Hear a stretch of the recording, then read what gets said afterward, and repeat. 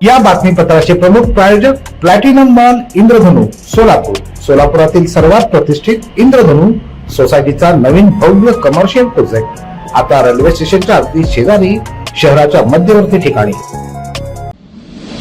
आता पाहूयात एक सविस्तर बातमी. सातारा जिल्ह्यातील फलटण येथील उपजिल्हा रुग्णालयातील महिला डॉक्टरनं हॉटेलमध्ये गळफास घेऊन आपली जीवनयात्रा संपवली. ही घटना गुरुवारी रात्री 10:30च्या सुमारास घडली. या घटनेनं संपूर्ण महाराष्ट्र हादरलाय.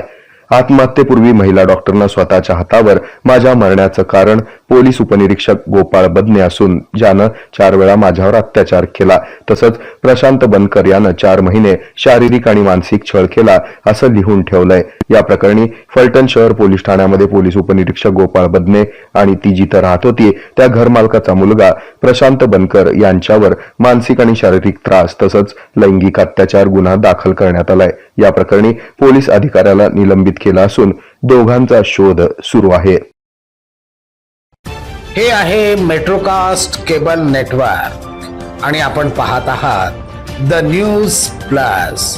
न्यूज प्लस बरंच काही.